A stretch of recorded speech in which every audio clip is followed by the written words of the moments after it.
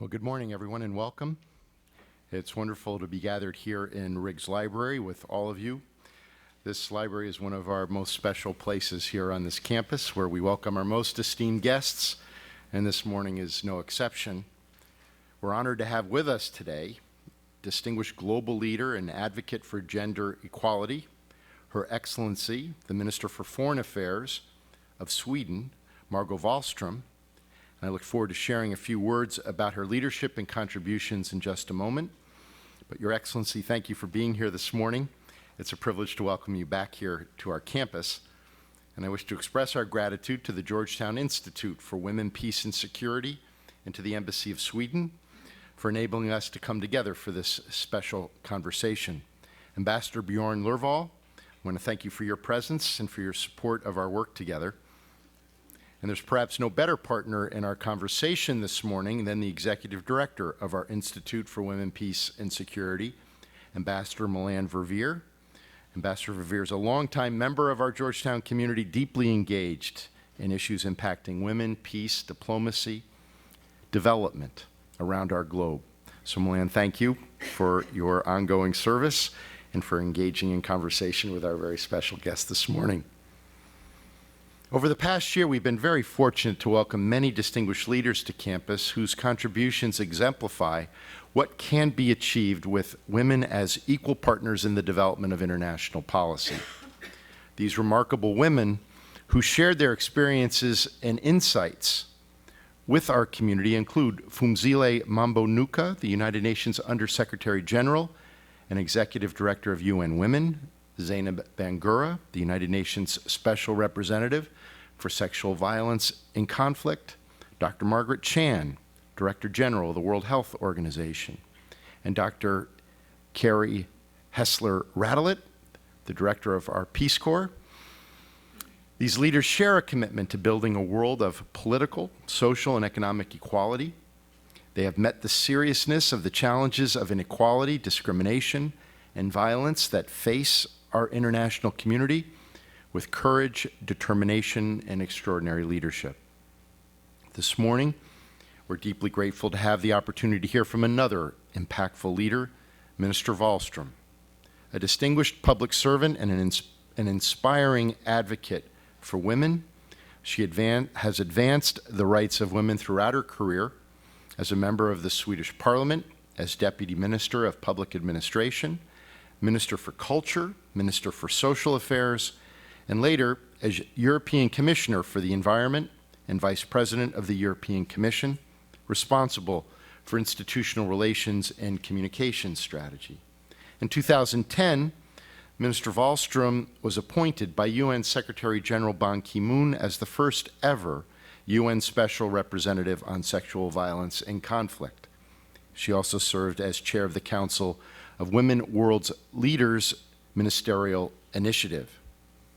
Through her leadership, Sweden has established a, quote, feminist foreign policy, close quote, based on the belief that, quote, equality between women and men is a fundamental aim of Swedish foreign policy, and that Sweden has a duty to ensure that women and girls can enjoy their fundamental human rights. Minister Wallström described the importance of such an approach, saying, quote, striving toward gender equality is not only a goal in itself, but also a precondition for achieving our wider foreign development and security policy objectives, close quote. Your Excellency, it's a great pleasure to welcome you to Georgetown. We thank you for taking the time to share your reflections and to engage with us today in conversation. Ladies and gentlemen, now please join me in welcoming our honored guest, Minister for Foreign Affairs, Margot Wallström.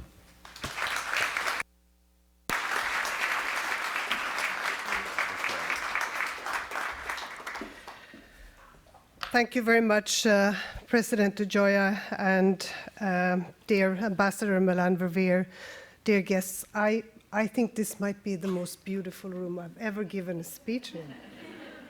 I wouldn't mind being forgotten here or just left here afterwards. Remember that, remind me. Thank you so much. It's a great pleasure and an honor to be here today. Welcome to all of you who have come to join us and to listen. And thank you for hosting me and for having invited such a qualified and inspiring audience. And thank you, Melan, and your co-workers also for all the work that has been put into organizing the event here today. I truly appreciate also the important work carried out at Georgetown University and Georgetown's Institute of Women, Peace and Security. I'm very happy to be able to announce today also that the links between the Swedish Ministry for Foreign Affairs and the Georgetown Institute of Women, Peace and Security grows stronger. We are investing in that, and we have just initiated closer cooperation in order to grow the evidence on women, peace and security, and raise awareness of critical issues in this field. And I think that this partnership will help shape awareness and the future of this agenda. And I hope you, as representatives of future diplomacy, will be also inspired to take an instrumental role in this important work. The pursuit of peace and progress cannot end after a few years in either victory or defeat. The pursuit of peace and progress, with its trials and its errors, its successes and its setbacks, can never be relaxed and never abandoned. Ladies and gentlemen, with the Syrian peace talks slowly unfolding in Geneva, the words of Dag Hammarskjöld remains as relevant as ever. All of us gathered here today are too familiar with the horrendous human suffering in Syria. Years of conflict have forced millions from their homes and left hundreds of thousands dead or wounded. A whole generation is growing up without proper access to education, security, or health care, and Syrians have become the largest refugee population in the world. Yet the true tragedy lies in Syria being only one of many protracted humanitarian crises. Despite the continuous decline of poverty and inspiring technological advances, we increasingly live in a time characterized by conflict, terrorism, extremism, and violence. The rules-based multilateral order that we've come to rely upon for security stands challenged by those who question the most basic principles of peace and human dignity. And the fall of the Berlin Wall and the promise of liberal democracies was not the end of history.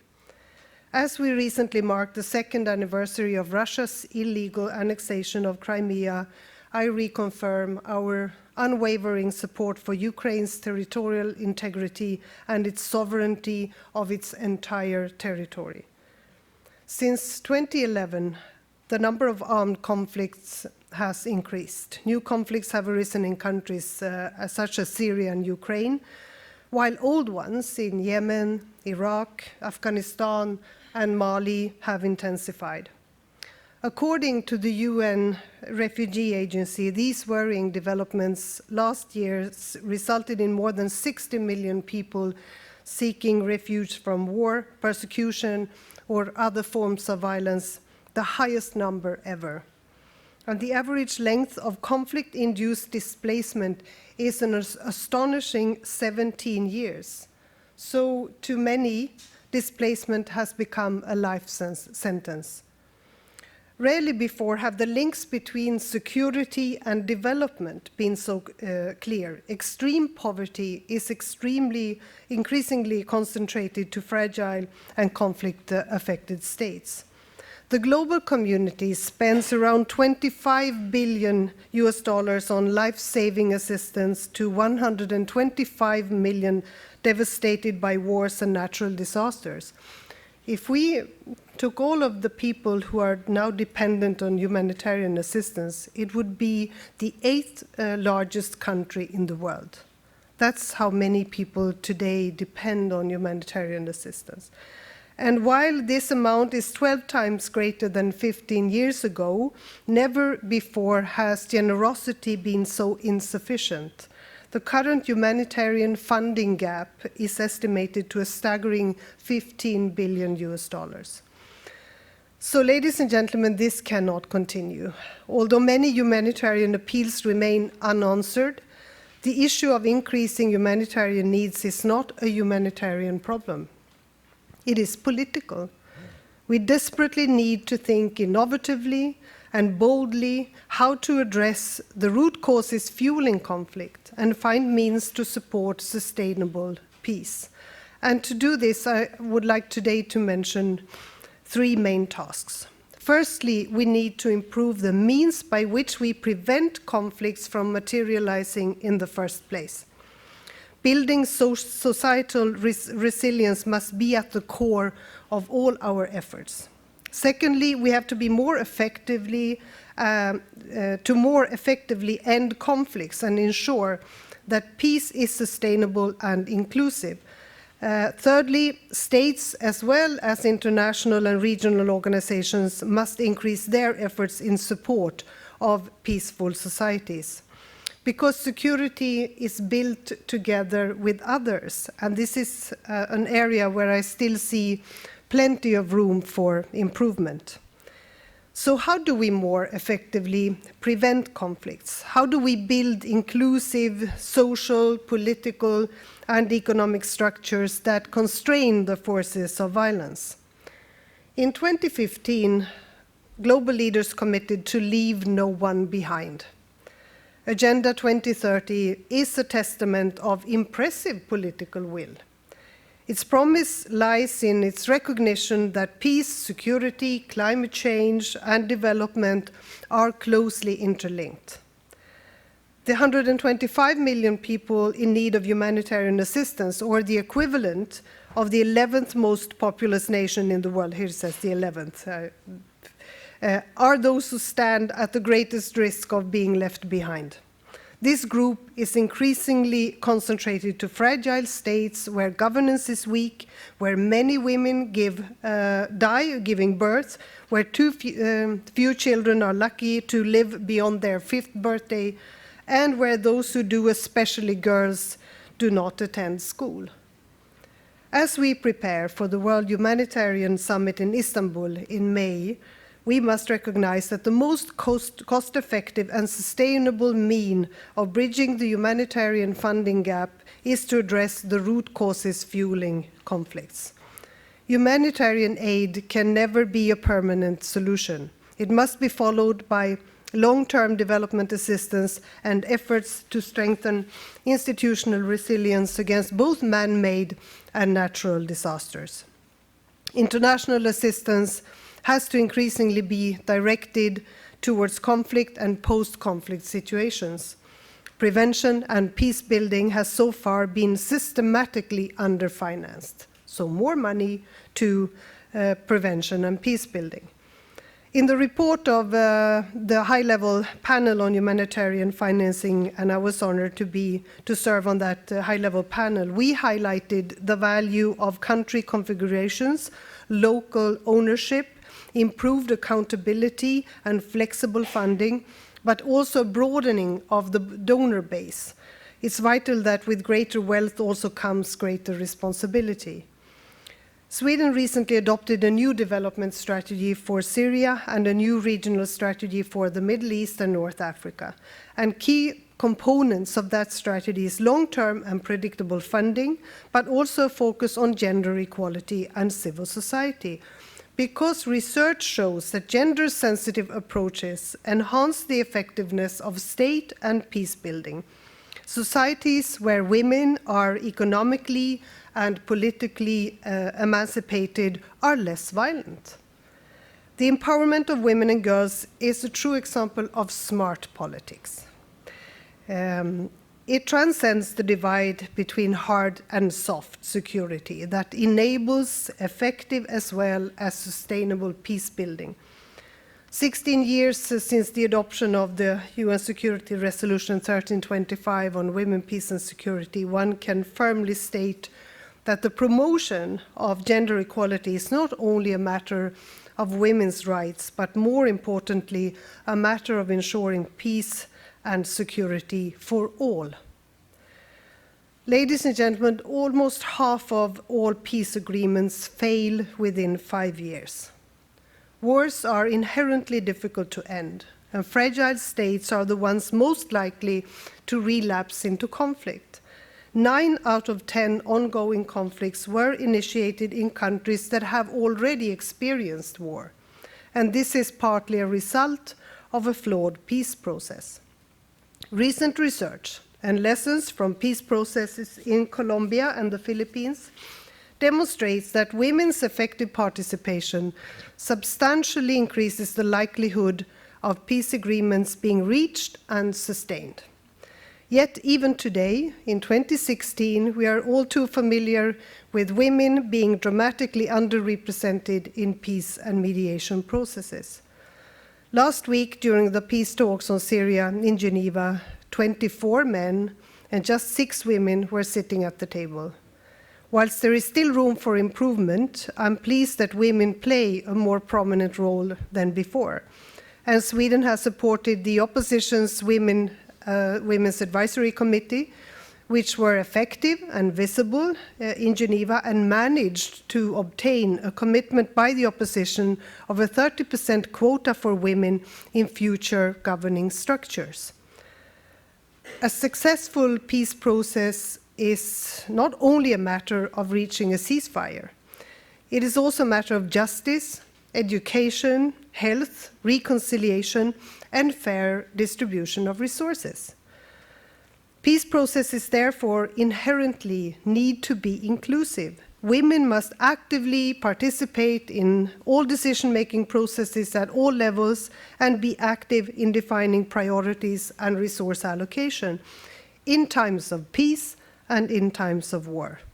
So to put it simply, more women, more peace. Nothing can be discussed about women without women. And wherever I've traveled in the world, from Ukraine to Colombia to the DRC, I've met brave women who strive to de-escalate violence and to promote initiatives for peace, who do not want to be seen only as victims, but actors for change, often in very dangerous environments where the personal risks are extreme. And the work of these women is commendable and deserves our full support and long-term commitment. And so does all of those that defend women who work for peace. It's called the Femme Defenders, so I think we also have to recognize their role. With the assumed talks on the Syrian crisis in Geneva, we have therefore taken steps to not only support Staffan de Mistura and the participation of civil society, but also support the inclusion of women peace builders at the talks. As part of my government's broader feminist foreign policy, we have also initiated a Swedish network of women peace mediators, and we are simultaneously taking part in the development of a Nordic women's mediator network. And the goal of this process is not only to strengthen our national capabilities, but more importantly, to cut across traditional divides and create cooperative networks with international women mediation teams from across the globe, so that we don't have to hear again that there are no women negotiators or mediators. Yes, there are, and there will be. Finally, ladies and gentlemen, security is built together with others. With several drawn-out conflicts, the continued scourge of terrorism, systematic sexual violence, and the largest refugee crisis in modern history, it is clear that the international order has not succeeded in its core task to ensure peace and security for all. For too long was the UN Security Council unable to agree upon a roadmap towards peace in Syria. Despite early warnings, the international system has still not adequately responded to developments in Burundi. Yet at the same time, persistent and patient negotiations between the EU 3+3 and Iran successfully resulted in an agreement on the nuclear issue. Both the successes and failures of recent demonstrate the primacy of politics and the importance of multilateralism. we need to recommit to international standards and norms. And I would like to call for a new global compact for peace. 2015 was an important year for global governance with worldwide agreements on disaster risk reduction, development financing, Agenda 2030 and climate change. Now is the time to allocate resources and shift focus to implementation. As the United Nations is reviewing its peace and security agenda, it is crucial that it assumes its leading role in ensuring international policy coherence for peace and security. And I therefore welcome the Secretary General's call to development banks and regional organizations to increase cooperation, improve livelihoods, and strengthen support to fragile and conflict-affected states. Fulfillment of Agenda 2030 must be our main task. Similarly, mediation must be recognized as a real weapon for peace. Despite both the Security Council and the General Assembly have committed to strengthen the UN's mediation capacity, this has somehow not translated into action, and reform of the Security Council is long overdue. The world is in dire need of a more vigorous council that fulfills its mandate as the ultimate guarantee for international peace and security. A more capable UN is also a UN working in tandem with regional organizations. We need to promote processes that strengthen regional interdependence and constrain the forces of violence. And I therefore welcome close cooperation between the UN, the European Union, and the African Union, as well as other regional and sub-regional organizations that might be the first to sense and understand early warning signals before conflicts. It is also necessary that the World Humanitarian Summit in May results in a global commitment to address root causes fueling conflicts. Both short and long-term aid must contribute to strengthen resilience. Regional organizations and development banks all have important roles in this regard. So finally, dear friends, to shift resources to conflict prevention and peace building, to commit to inclusive peace processes and to invest necessary political capital in international cooperation for peace is ultimately a matter of political will and proactive leadership. As Dag Hammarskjöld rightly pointed out, the pursuit of peace and progress cannot end in a few years in either victory or defeat. If we are to prevent new conflicts from arising and effectively end ongoing wars, we need to redouble our efforts in order to promote peaceful and secure societies for all. It is precisely at times like these, times of crisis and unrest, that we must not hesitate, but instead be persistent in our efforts. Thank you for listening.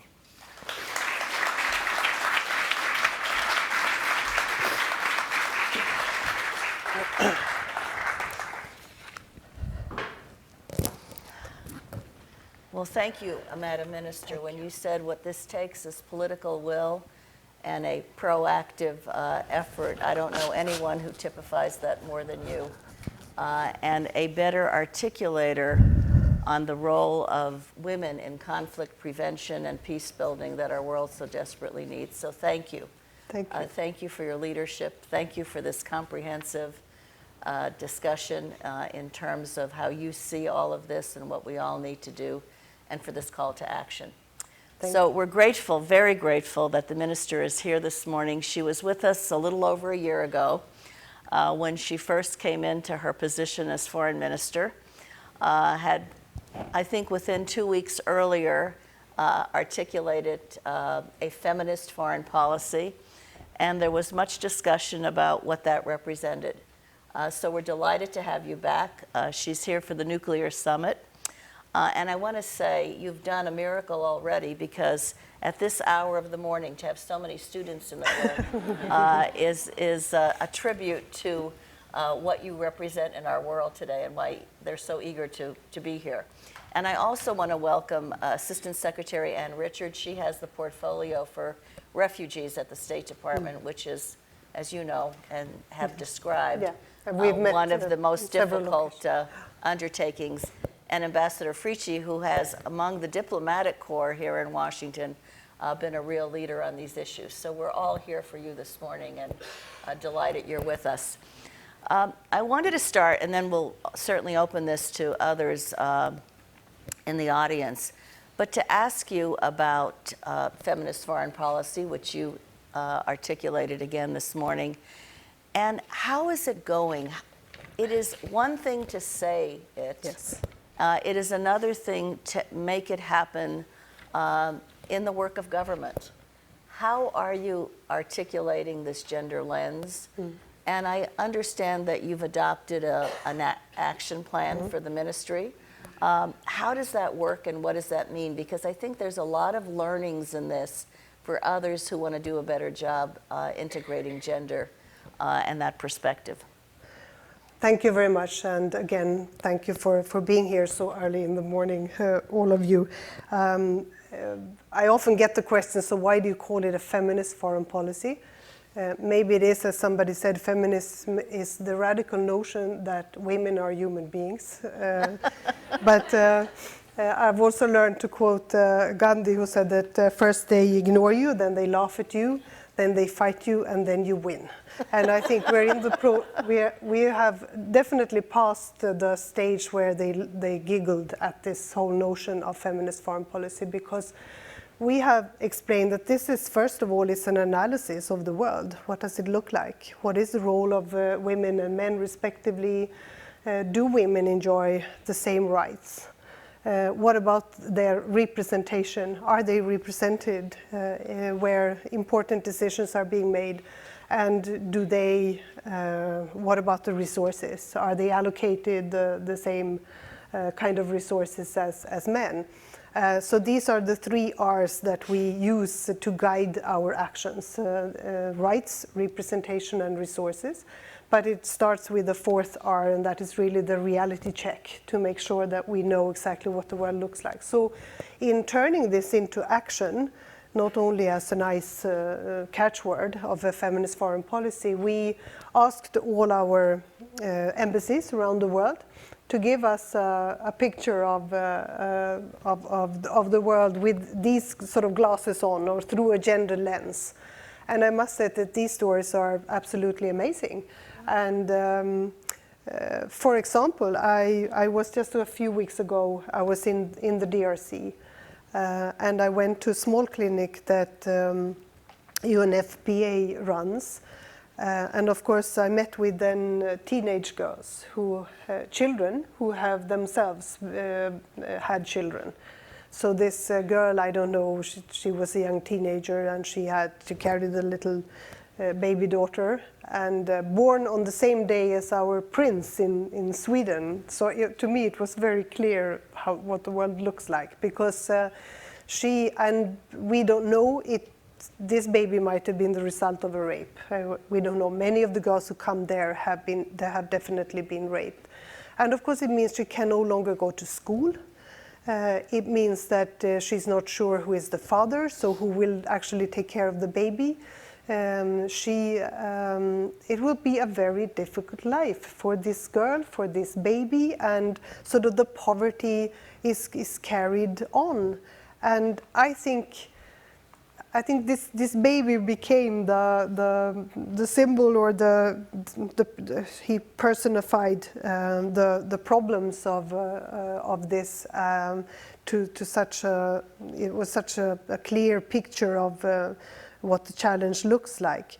And I think this is what they described. So when we got the reports back, we also looked at how can we prioritize. So we are trying to specify approaches, starting points in our action plan after having listened with all our, and getting those reports back from our embassies. We've also identified the tools and the actors in changing things.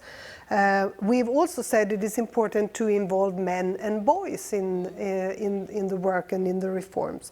And of course this will then the action plan will be the focus for the long-term objectives. And we have said that this year, in 2016, we will put priority to the human rights of women and girls in humanitarian settings, and also to combat gender-based and conflict-related sexual violence.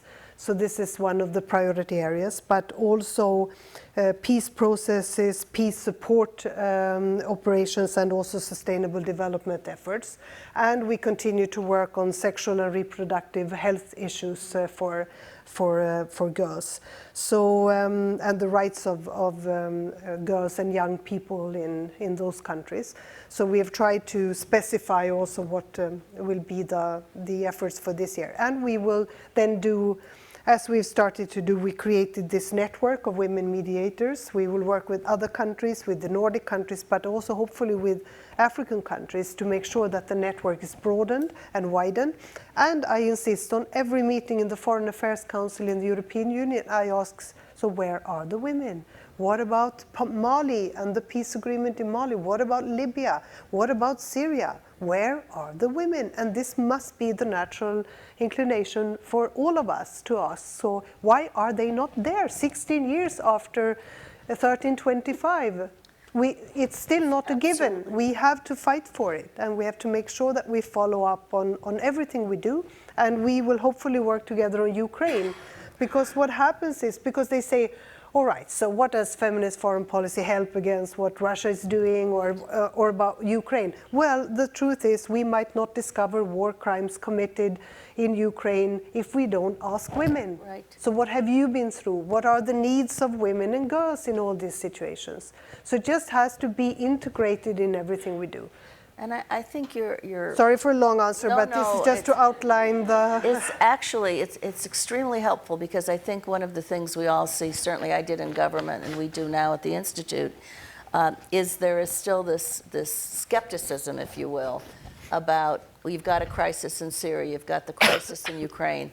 Well, what exactly do women, one, how do they have a role in this? And what exactly does that mean? And, you know, let's follow up on the Ukraine piece, because the Russian aggression there has created much dislocation, over 1.5 million internally displaced, a huge humanitarian crisis. But interestingly, Ukraine's government has just adopted a national action plan on women, peace, and security. And one of the questions is, how do we work with them more effectively? How do governments, how do outside groups work with them more effectively? So it's not just checking the box. Yes, we have a national action plan. No. But what does that mean? And I think what you just said about documenting any of these crimes, particularly in the East, where you do have monitors, they're not able to get into, the OSCE monitors are not able to get into many of the places that they're still kept out of, where the war is taking place, because the ceasefire is broken constantly.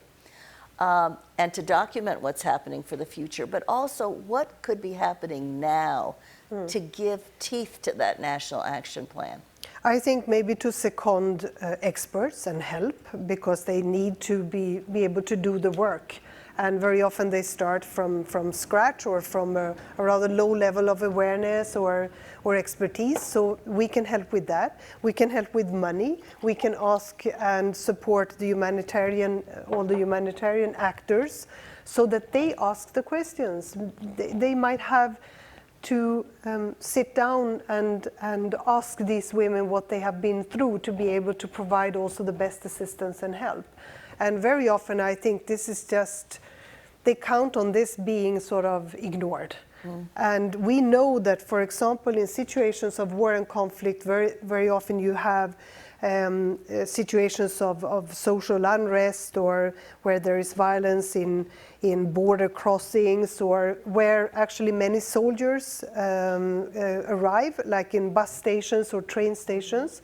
And this is also where refugees often seek refuge, and this is where they are attacked or where they are being abused. And if you don't look at that, if you don't find ways to avoid that, it will simply go unnoticed. So I think to provide both money, expertise, second people maybe, and make sure that we ask the right questions, and that we in the follow-up also ask reports to cover these situations, that would be a great help, a first step. And I think it's really important too, because we are in the midst of an ongoing crisis, and rarely are these issues injected into the considerations of what should be done. So your voice matters greatly, and hopefully it's not a lonely voice, but that many others are, from our government and others, are joining this, this effort. I think there is a growing awareness about this, and also how much more difficult, what a heavy impediment this is to create peace. To restore peace, or to make it last longer. And what the researchers, because we have excellent research, and Robert Egnell, of course, was here in Georgetown and did an important job, and he can prove also that when women are part of a peace process, more options will be put on the table, simply. So you will have much more to work with in a peace process, and it will last longer, because they are also the ones who implement a peace process. And I can see in Syria, in talking to these women that we have helped and supported in the negotiations, they are much more, of course, down to earth, in that they represent the women that are still struggling to live through this very difficult war. And they are dealing with issues like, how do we get electricity to this, the block where we live, where we can still survive? How do we get fresh water? How do we get medicine to our kids and all of that? So it is a very practical thing that they need to address first of all. And this is good, because if you think that you can only calculate about how many bombers or fighter jets you need to send to a place, you forget about how it affects people on the ground. And you forget about any possibility of a sustainable peace if you haven't given people a reason to believe that things can be different, in their lives. And rebuilt and function again after. Well, we're hoping that the collaboration that we're engaged in with you that does involve Ukraine will create that kind of evidence-based case that I don't think anyone has really focused on significantly to be able to move this forward. Can you talk a little bit about Syria? Because as you said in your speech, and you've alluded to just now, it's obviously a very, very difficult conflict. Everyone is working in ways that they can. But you and your ministry have really gone out of your way to ensure women's full participation as best as can be created in the process and in terms of the advisory to the process. But what does it mean? I know you've brought the women to Sweden for that kind of effectiveness training, if you will, the ability for them to come together, to congeal, to understand how they want to go forward. Tell us a little bit what the texture of that is, because I think it's really interesting, as you say, when you get really practical about it. Well, one first has to remember that they don't have a tradition of democracy, building organizations, working together in a cooperative way. So they have to start from scratch in a way. They are very different, these women. Most of them are they still live in Syria, but some also outside. And I have met them twice through Skype conversations, and I tried to give them some good advice. And I don't know if maybe I could just say something of the points that I made to them, and hear if you would have given the same kind of advice. And I think one should always be careful about giving advice to anyone. But I said, well, this is what I've learned so far. These are the things that I can say that I know or have heard also from others. So we said, first of all, make sure that you get a role at the center of this process. And if it is not given, then take it yourselves. Insist on having a role. And as you said so eloquently from Afghanistan, where Couldn't you repeat that? That was such a good example of where... Well, it was, and some folks I'm sure have heard it, but I was sitting one night in Kabul with a group of women. As ambassador, I had gone to Kabul at the time on the women's issues. And one of the women before the conversation even started looked me in the eyes directly. I didn't know who she was. And she said, "Stop looking at us as victims and look at us as the leaders that we are." And I thought long and hard about that, because she was so wise in what she said, that when you sit at decision-making tables, if you only see women as victims, you do not see them as the real change makers that they can be. And I thought it was profound, and it's absolutely true. And that's 1325 is we have to protect the victims, but we also have to recognize the full participation of women in these processes. So this is what I said also. I said you represent, actually in Syria, you represent more than 50% of the people of your country.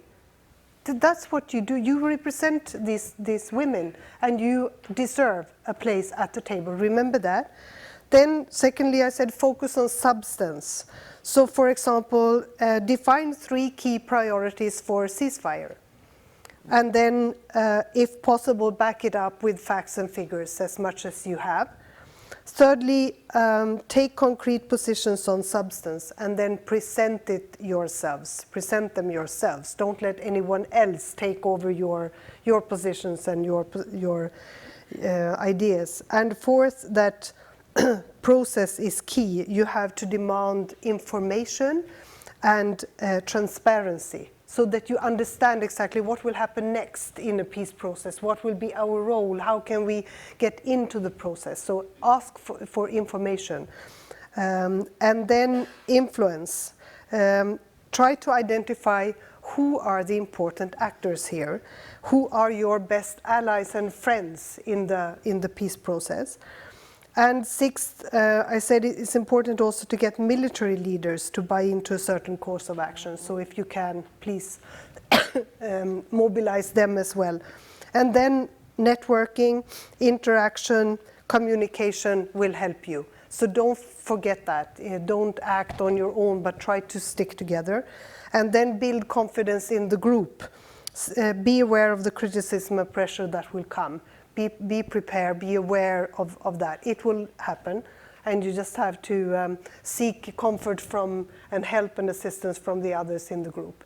Because this will be problematic. They are not used to thinking that you grow stronger by belonging to a bigger group, because that has not been their experience. You fight for your own life and for your own existence and for your own role. So these were just a few of the things we discussed. And then they know more than I do about Syria, so the rest is all theirs to take. And we're very grateful for the effort that Sweden is making in this space, because it will make a difference. And with Mr. de Mistura, you've got a real partner who is committed to this. So hopefully we'll see good things coming out of it. I want to ask you one more question, and then hopefully our audience will, I'm sure, want to put others to you. But as President DeGioia said, you were the first special representative of the Secretary General on sexual violence and conflict. It is a very, very tough issue. Much of it, the role emanated out of a resolution to really focus on what you made a keystone of what you said today, which is prevention. To prevent these horrible things from happening when you begin to see the signs. What lessons did you take out of your experience as the first special representative? And how do we make progress on an issue that seems really intractable, sexual violence and conflict?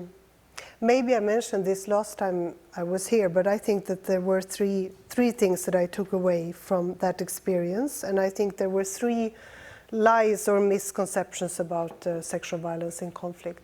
The first, that it is inevitable, that this is something that has been in every war and conflict from beginning of time.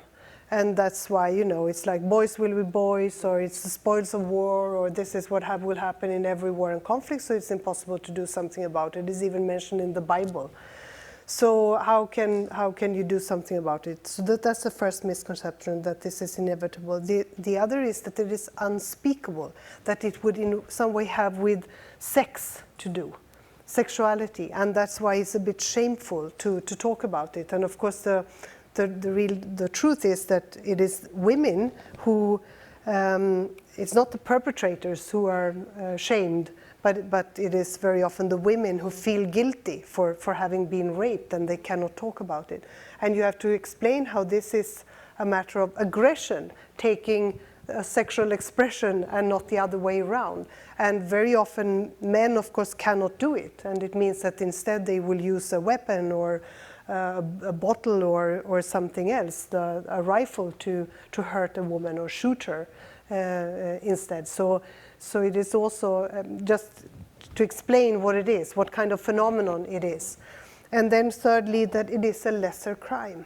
It is seen as a lesser crime. And this is also why in peace processes they are always asked to forgive and go on with their lives. So this is not something that should be punished, or where justice should be done and given to the women or to the victims.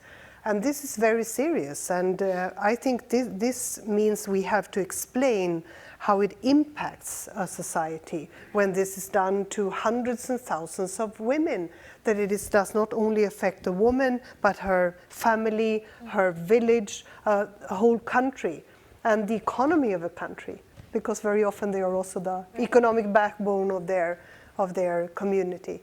So I think that these three misconceptions we are still struggling with. But I think what we have managed to do is so far to get a number of tools available to us, and now we have to start using them.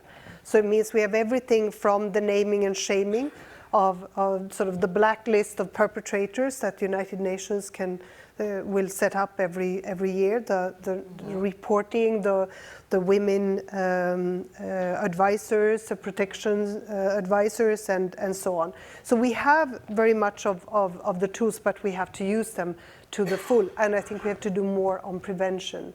And there are also a number of areas where we have not even started enough, and that is, for example, children born out of rape. Right. And very often this is they are stigmatized and ignored, or they are not faring well. Right. So in different situations. So let's go to your questions now. Where's the microphone? We've got some here in the front. Hi, my name is Alexandra Stark. I'm a PhD student here at Georgetown in International Relations. Thank you so much for your talk. It's wonderful to hear about your feminist foreign policy and your efforts to empower women negotiators.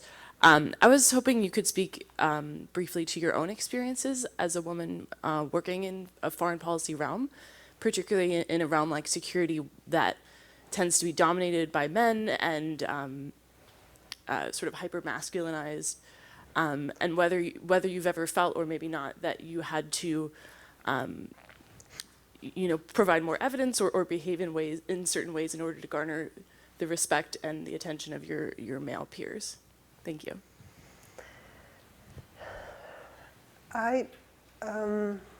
Of course, if I look back, and I think of how I started also as a very young member of parliament, I do recall that they tried to put me in the visitors group once, and also that we were really told just to wait sort of by the wall, sit by the wall and wait until it was our turn. Weren't you 25 when you were elected? Yeah, to something Parliament? like that. Yes, it was something to so long aspire ago. to. It's 100 years ago. So, but I also I belong to a generation where we organized ourselves. I mean, it was all about believing in politics as a tool to change society.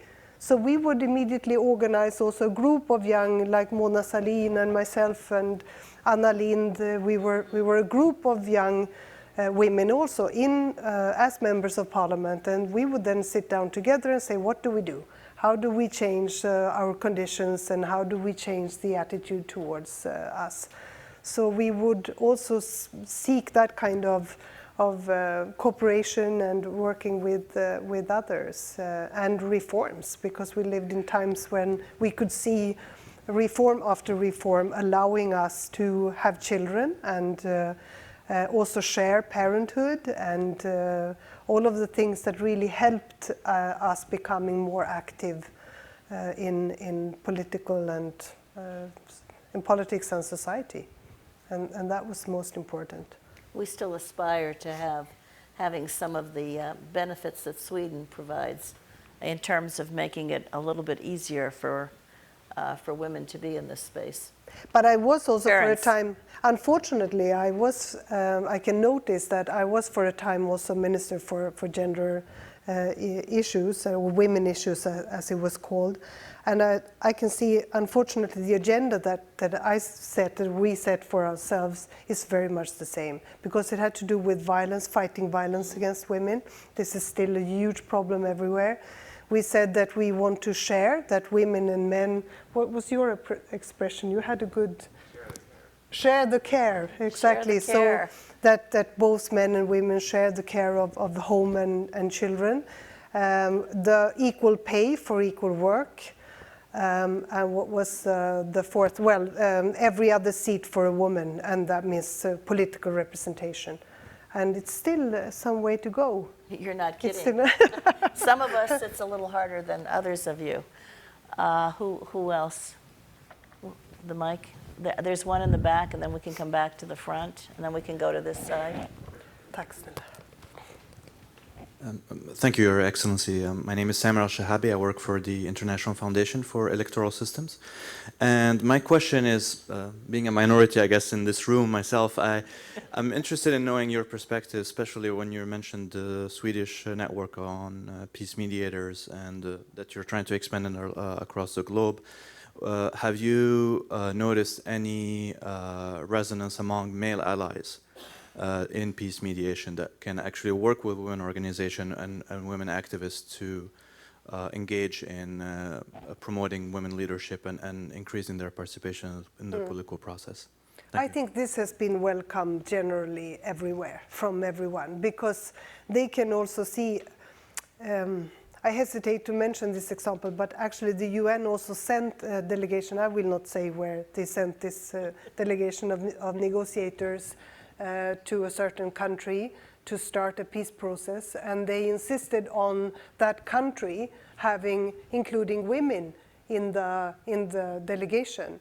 And then they just pointed back at them and said, but you don't have one woman in your team from the UN.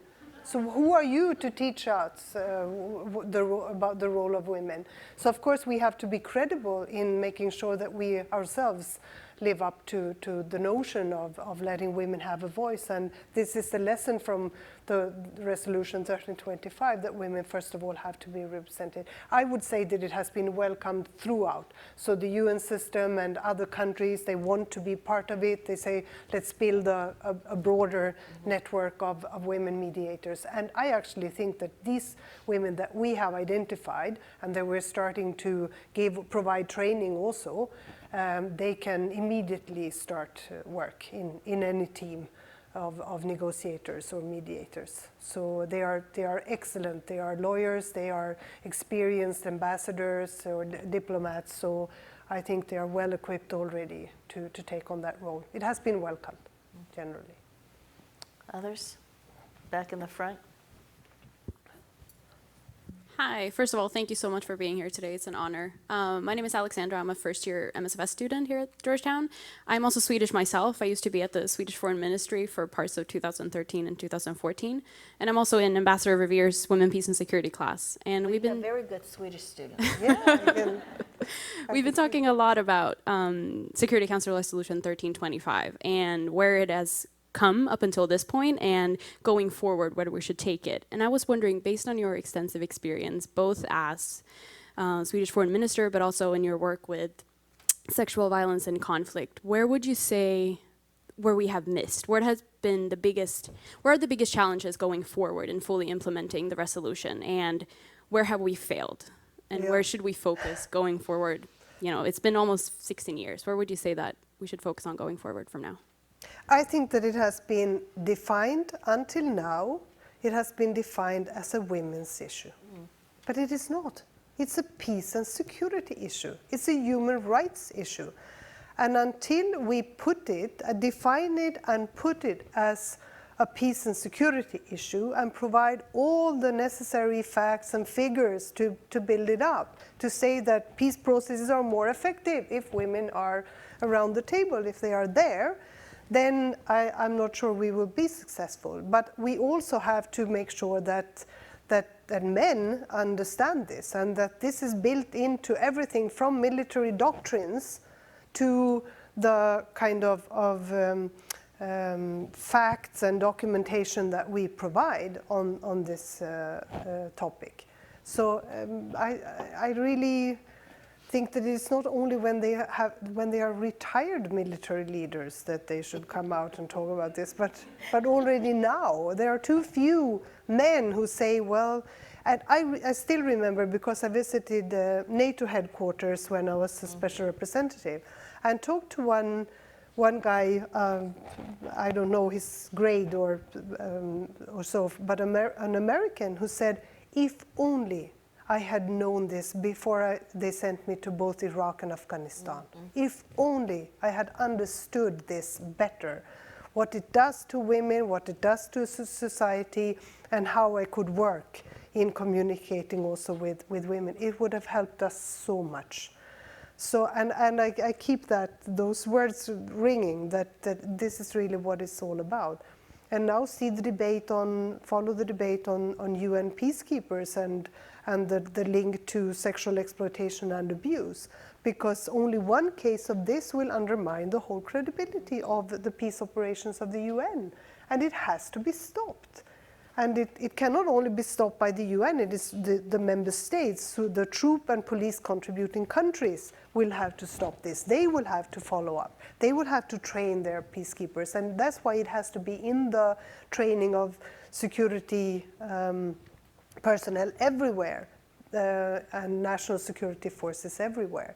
So I think it has to go deeper, and it has to be defined as peace and security issues, not something that women can deal with. Which is, as you know, why the Institute was established, to create that evidence-based case. Exactly. Because we certainly had the same experience in government, that it's always sort of the demand, prove it to us. But the proof is really that it's not about women. It is about women, but it's not solely about women. It is about peace and security. You said it so well. Others? And well, we've got one here in the second row. She's had her hand up from the start. Thank you very much for this opportunity to participate in this important discussion. Minister Wallström, last time when you were giving remarks here in Georgetown, you talked a lot about Ukraine. And you said that Ukraine will be a litmus test in terms of how and if the women are included in the decision-making. How do you think the international community is doing on that test today? Not good enough, as we have said, and we started already then to discuss how to work together to give more support to everything from the OSCE and their presence there, to humanitarian assistance, to what we can do bilaterally. And I have also said to my ministry that we will now look at how to do more, and I think together with you we can also provide, as I said, everything from seconding people, experts, and to, if necessary, provide more money to exactly this. Because you have to start by recognizing this as a problem, and that you might find war crimes committed against women that otherwise will go unnoticed or undetected. So this is, we have not been effective enough. And there's not even a track 2 process in terms of trying to get some agreement that will hold and move the country forward at this point, that engages women. But this is an important step, that the Ukraine themselves have now adopted a national action plan, because it means that they see this problem, and we can help them to make sure that it is implemented. and that it is put in place. And they have some fantastic women parliamentarians and women in the organizations, civil society organizations. So I think we have a lot of good efforts to build on. Let's go to this side now. Okay. And then there's a gentleman in the second row. We'll take you after her. Thank you very much. I'm Karen Sherman. I'm with the Institute for Women, Peace, and Security.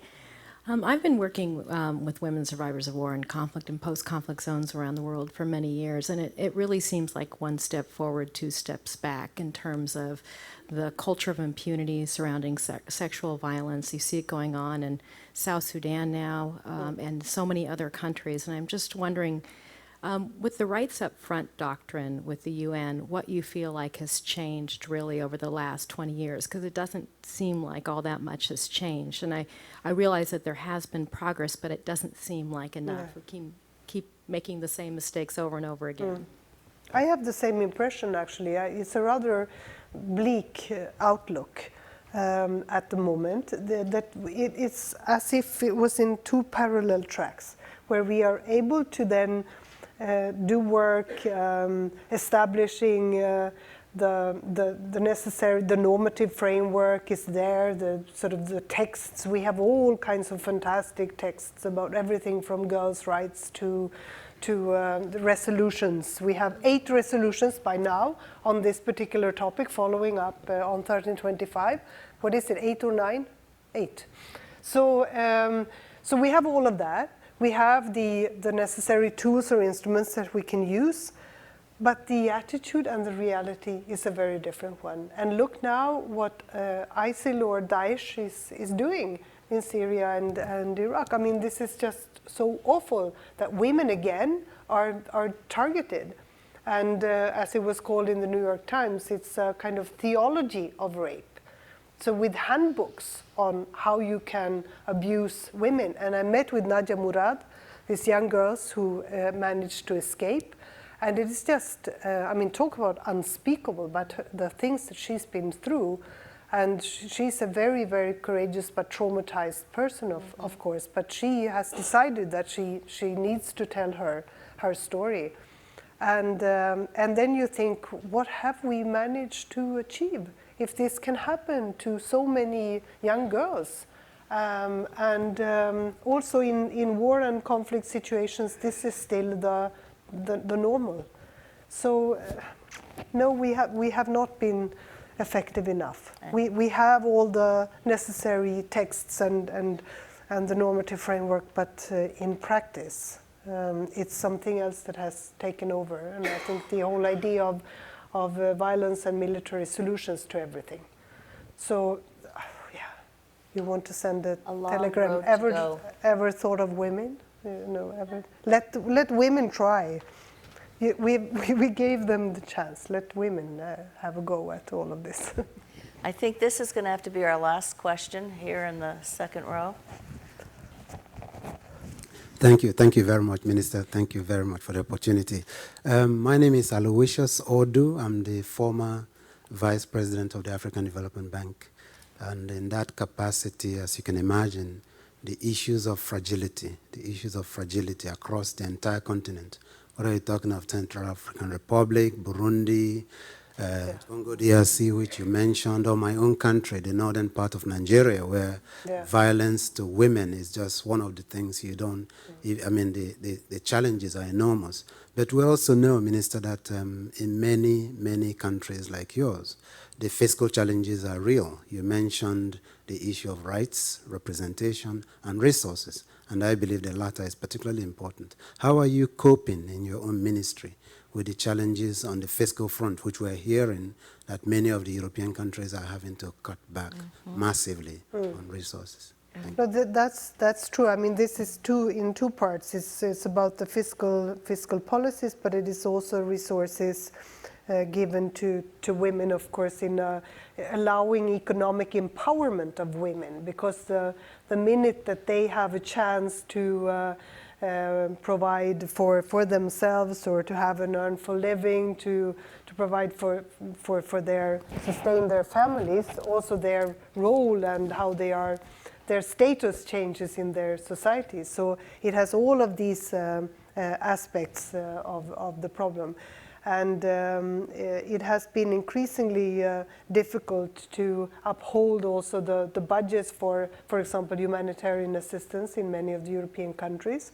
And now with the refugee crisis, this has really exacerbated the problem. So this is a constant fight also for resources. But so far, at least our guidelines have to do with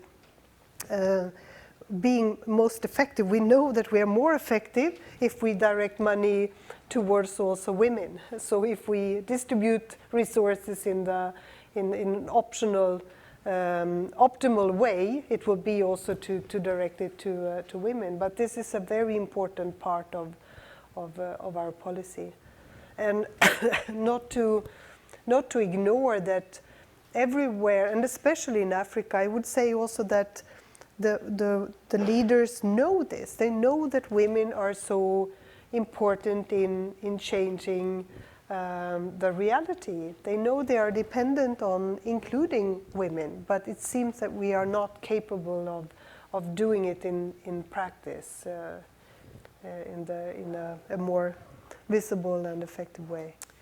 Well, there is much work to continue doing.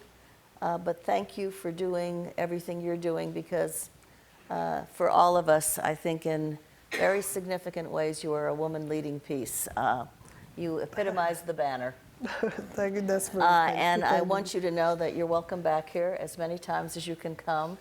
And we thank you really deeply for what you're trying to do and motivating others to do and inspiring others to do, because it matters greatly. So. And most important are all of these young students they are and indeed. people who are here, both men and women.